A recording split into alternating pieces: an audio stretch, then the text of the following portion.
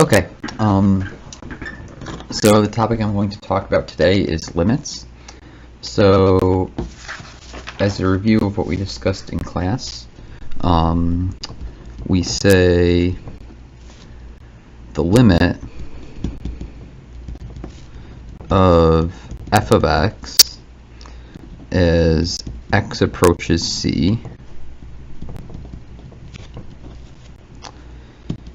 is equal to L, and this is written with notation limit x approaches c f of x equals L, if we can get f of x as close to L as we want,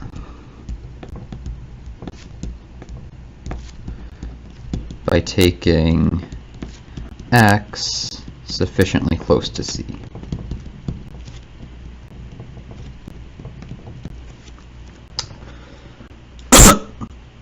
So basically, if the input to the function gets closer and closer to the value c, then the output of the function has to get closer and closer to the value L. So as an example, let's consider a relatively simple function. Let's say f of x equals x squared, and suppose we want to find the limit as x approaches 0 of this function f of x. So one way we discussed how you can do this is with the table method. So with the table method, what we do is we form a table of values for the input to the function and values for the output, and just plug in values for x that are really close to the number c. In this case, c is equal to 0. So for example, you might start by plugging in 1. 1 squared still gives us 1. Then you might plug in 1/10. When we square that, we get 1 over 100. 1 over 100 squared gives us 1 over 10,000.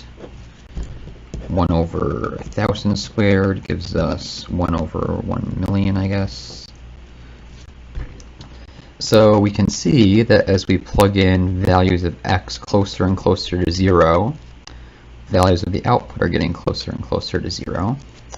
And similarly, it's important when you're using this method that you don't just plug in values of x which are larger than 0 like over here, but also values of x that are to the left of 0. So if I plug in -1, then I get 1. If I plug in -1/10, I get 1 over 100. -1 over 100 gives me 1 over 10,000. -1 over 1,000 gives me 1 over 1 million for the output. So what we can see is that as we plug in values closer to 0, both from the left and the right, we get values for the output that are getting closer and closer to 0, right? 1 over a million is a really small number. And so we say that the limit appears to be 0 in this case.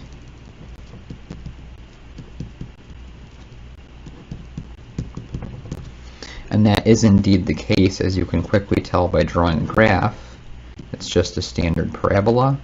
And you can see that as we get closer to 0 on the x-axis, the value on the y-axis also gets closer to 0.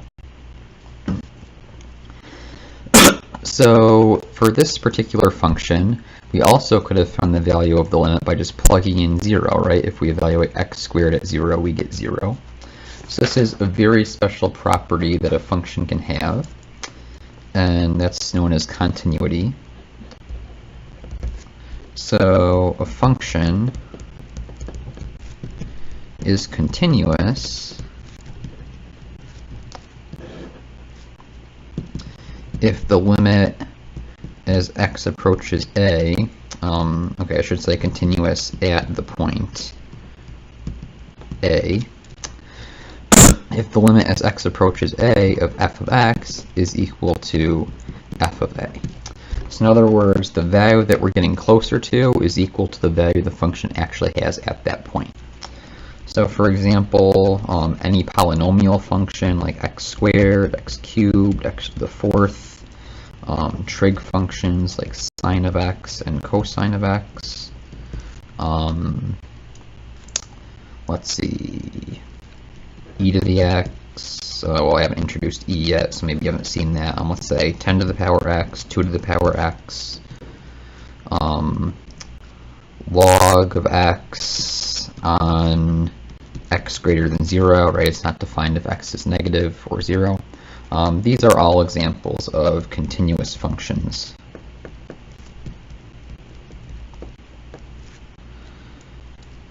On their domain.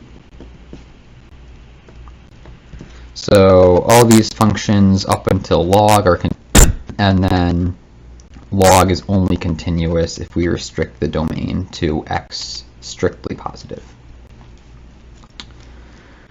Okay,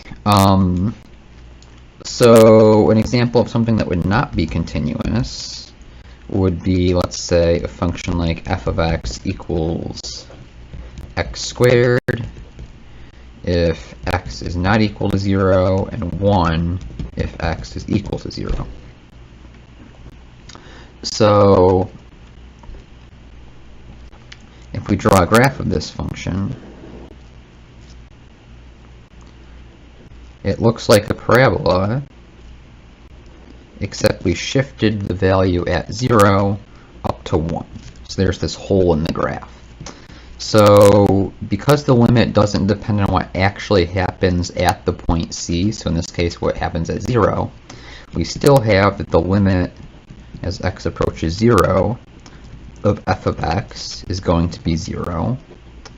But if we look at our formula over here, when x is equal to 0, the value of the function is equal to 1. So this function is not continuous.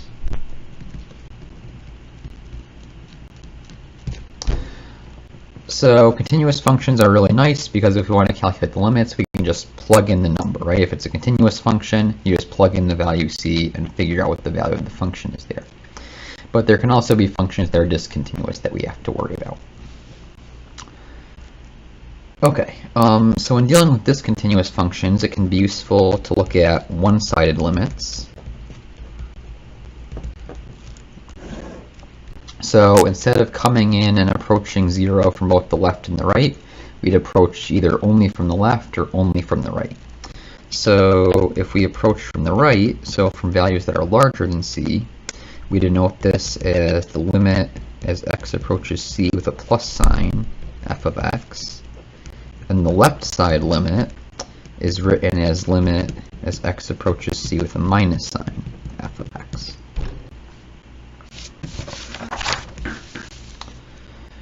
So,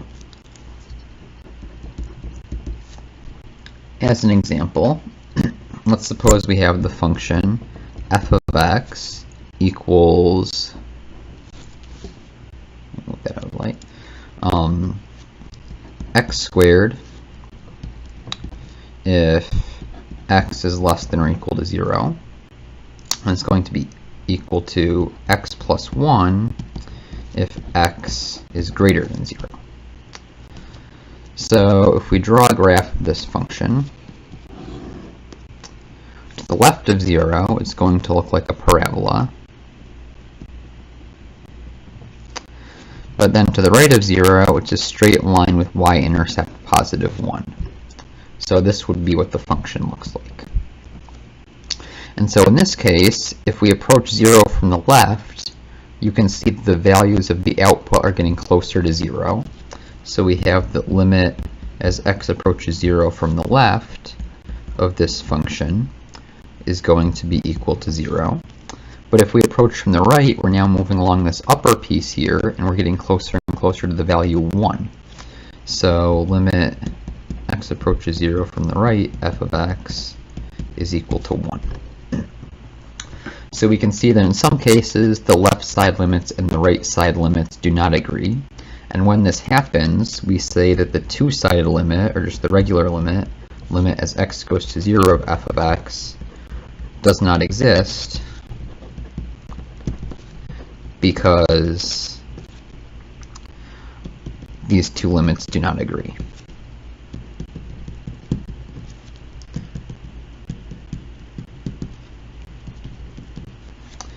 So if the limits do agree and they have the same value, then we can say that the limit does exist and it has the same value as either one of the right or left-hand limits. Okay, so this is one way a limit can fail to exist, is if the left side limit is not equal to the right-hand side limit. But there's other ways limits can fail to exist.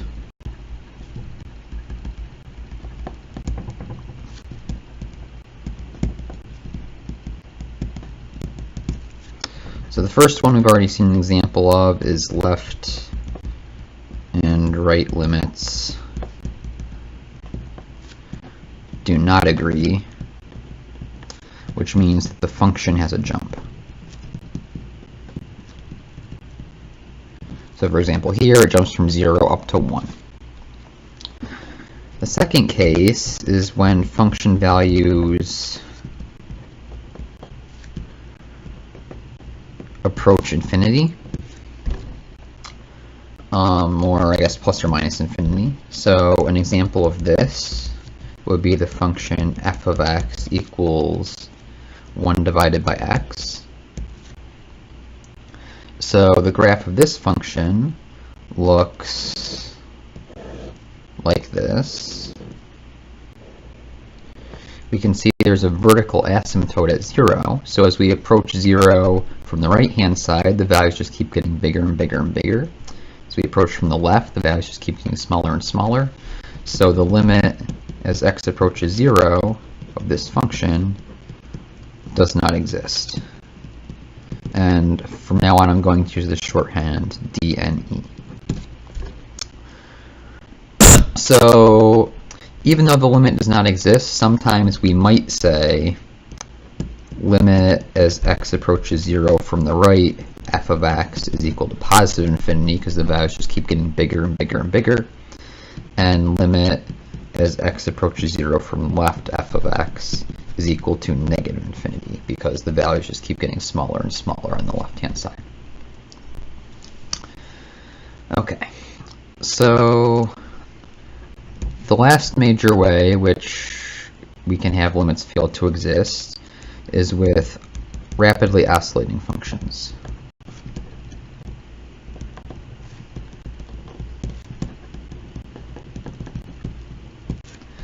And so the most common example of this is the function f of x equals sine of 1 divided by x.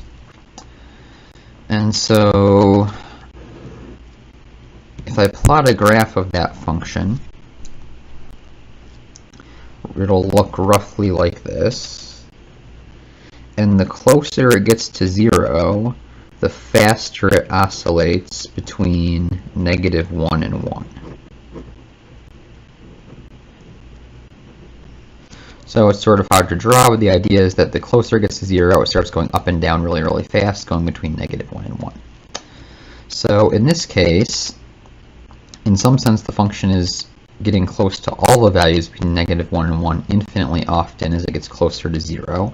There's no single value that it just keeps getting closer and closer to as we get closer to 0 on the x-axis. And that means that the limit as x approaches 0 for this function does not exist.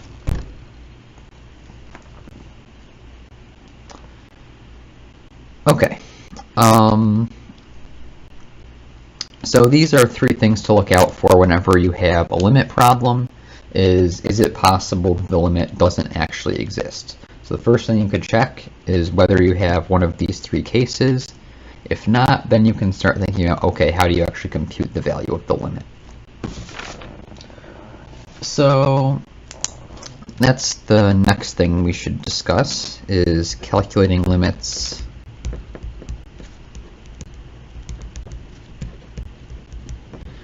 algebraically. So one thing, if you want to know the value of a limit, a good sort of heuristic to use is the table method that we talked about earlier. That can give you an idea of what the limit should be. if you just plug in smaller and smaller values, or not necessarily smaller, values that are closer and closer to c, and see what does the output of the function look like. But as I discussed in class, sometimes that method can be deceptive because we don't know how close we need to get to c in order to guarantee that our outputs are actually close to the limit value. So because of that, it's useful to have more algebraic methods for calculating these limits. And so there's three properties of limits that are going to be useful.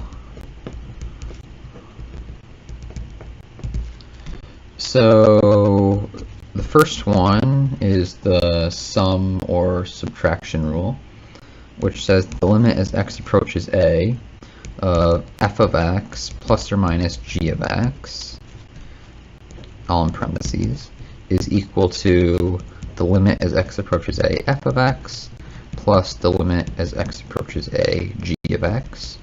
So we can split up a limit of a sum or difference into the difference or sum of the limits. We can do the same thing with a product.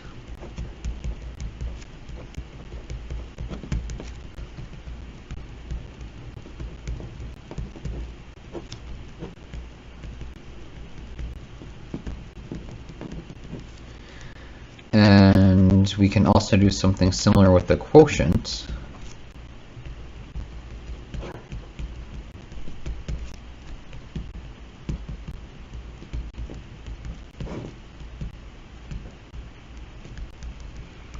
But we have to be careful. We don't want to divide by 0. So this is only as long as the limit as x approaches a, g of x, is not equal to 0. And all of these are true, assuming that all the limits that I've written here exist. So assuming that limit as x approaches a, f of x, and limit as x approaches a, g of x exist. So these are going to be some useful properties.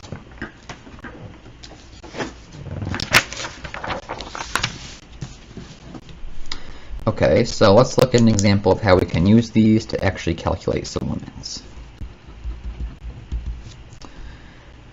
Okay, so for the first example, let's look at the function, let's see, limit as x approaches, I don't know, let's say 2 of x cubed plus x minus 9 divided by, what function do I want to use? Let's say sine of x. So, okay, we have here a quotient of two things, and if we look back at our properties here, we can split up a limit of a quotient into the quotient of the limits. So that's going to be a useful property here. So let's apply that. This is equal to the limit as x approaches 2, x cubed plus x minus 9, over the limit as x approaches 2, sine of x. And this is useful because this limit on the bottom will turn out to not be 0. So now the function on the top and the function on the bottom are both continuous functions. So we can just plug in the value that we're approaching 2 and see what we get. So if I plug in 2 cubed gives me 8 plus 2 minus 9 divided by sine of 2. And if you simplify this, we get 1 divided by sine of 2, and that's the value of the limit. So if you had a calculator, you could figure out what this is a decimal, but it's also perfectly fine in this class to leave things in a form like this. Okay, so that was a relatively nice case because the function was continuous, so in this step, it was easy to evaluate the limit because all we really had to do was plug in the number 2. It's not always going to be quite that simple, so let's look at another example. So let's look at the limit as x approaches -1 of x squared minus 2x minus 3 divided by x squared plus 3x plus 2. So if we tried to follow the same procedure as before, we would basically split the limit up into the numerator and denominator and then plug in -1 to each. But let's see what happens when we plug in -1. On the top, we get 1 plus 2 minus 3, that gives us 0. On the bottom, we get 1 minus 3 plus 2, which also gives us 0. So if we plug in -1, we'd have 0 divided by 0, and that's not a limit that we can easily recognize as some number. So because of this, we have to do some work before we can apply our limit properties. So when you have this sort of thing, a good first step is to factor the numerator and denominator. So just as a quick check, you can probably easily see that this factors in the following way.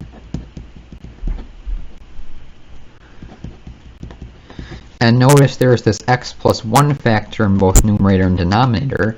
That's why when we plug in -1, we get 0. But now that we see that the same factor appears in both, we can cancel it and get, I forgot to write limit as x goes to -1, should still be out front. Then at the next step, we have limit as x goes to -1 of x minus 3 over x plus 2. And now, this new limit, the top and the bottom are both continuous functions, and the bottom limit is no longer 0. So we can just plug in -1 and get that this is equal to -4 divided by 1, or -4. So that's how you can handle limits of that sort.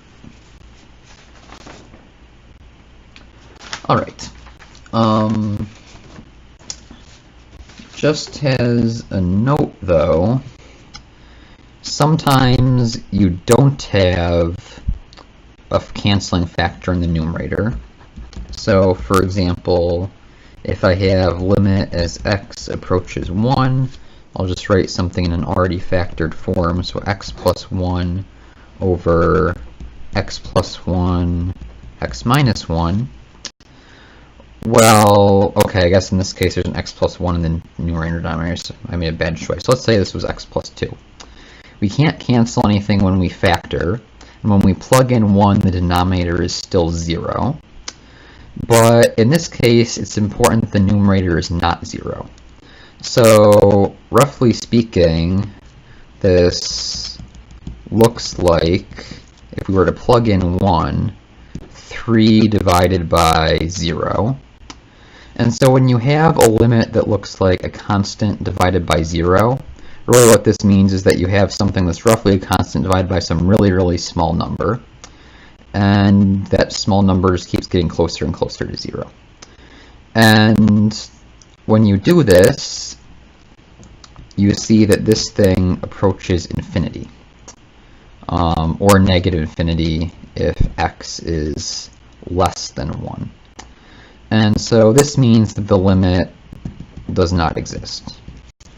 So it's important, if you want to have a limit exist at the end, that we should get a canceling of the term that was causing the denominator to be 0. Alright, so the last topic to discuss is limits at infinity. So I think in this video I'm just going to do this through example basically. So let's look at limit as x approaches infinity of 1 over x. So when I write limit as x approaches infinity, there's not a fixed number that I'm approaching for c. But basically what this means is just if I keep making x bigger and bigger and bigger and bigger, does the output of the function approach some number?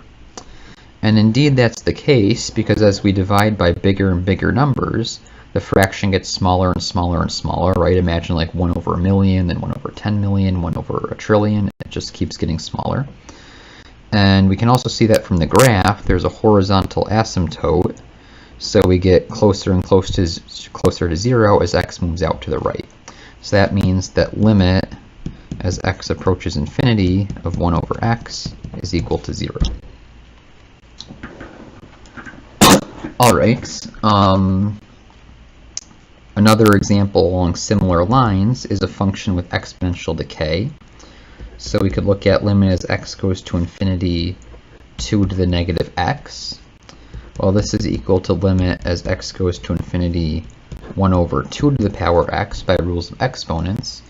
And 2 to the power x, if we plug in bigger and bigger numbers for x, this just keeps getting bigger and bigger in the denominator. So we're dividing by bigger and bigger numbers again, and that means that the limit is again 0. And we can see this from the graph of the function. It looks something like this. Okay, so in both of these cases, the numerator was basically constant and the denominator went to infinity, and that means that overall the limit was 0. It's more complicated if we have something like the following. So limit as x goes to infinity of, let's say, 2x squared plus x minus 1 over 3x squared minus 2. So in this case, as x goes to infinity, the numerator goes to infinity, but also the denominator goes to infinity. So it's harder to tell what the behavior of this fraction will be. So the trick that we can use is we divide everything by the highest power of x that appears. In this case, the highest power of x is this x squared. So we get limit as x approaches infinity of 2x squared over x squared plus x over x squared minus 1 over x squared over 3x squared over x squared minus 2 over x squared. And basically all I did to get from here to here is I multiplied both numerator and denominator by 1 over x squared. That's the same as multiplying by 1, so I did not change the fraction. And if we simplify this a bit, you'll see that its limit as x approaches infinity of 2 plus 1 over x minus 1 over x squared over 3 minus 2 over x squared. And then now if we use the quotient rule for the limits, we put the limit in both the numerator and the denominator, you'll see that as x goes to infinity, 1 over x goes to 0, 1 over x squared goes to 0, and 2 over x squared goes to 0. So the value for the limit ends up being 2 plus 0 minus 0 over 3 minus 0, which is just 2 divided by 3. So that would be the value this function approaches as x gets very, very large. And so if you'll notice, back here, the 2 divided by 3 was just the ratio of these coefficients of the highest powers of x. And that's a trick that you can always use. For example, as long as the same power of x appears in both numerator and denominators, the highest power. So let's say we want to look at the limit as x goes to infinity, 7x to the 4th plus x minus 9 over 4x to the 4th minus pi. Well, all these terms over here, as x goes to infinity, are going to end up not really mattering. All that really matters is these two over here on the left, with the highest powers of x appearing. And so if we compare the highest powers of x, then this will look like 7x to the 4th over 4x to the 4th, and this is just 7/4. So this tells us that the limit as x approaches infinity of this thing, 7x to the 4th plus x minus 9 over 4x to the 4th minus pi, is just equal to 7/4. So this is a trick that you can use to calculate these sorts of limits much more quickly. But this, again, this only works if the power in the numerator and the power in the denominator for the highest order power of x are the same. So in this case, it was both x to the 4th. If the numerator was like x to the 7th and denominator is x cubed, this would no longer be valid. In that case, the limit would be infinity. And if the highest power of x on the bottom is higher than the one on the top, then the limit will be 0. So maybe I should write down what I'm talking about. Just as a couple extra examples, if I have something like this, because the power of x in the numerator is higher than the power of x in the denominator, this limit will give me infinity. And if it's flip-flopped, so the power in the numerator is lower, then the value of the limit will give me 0.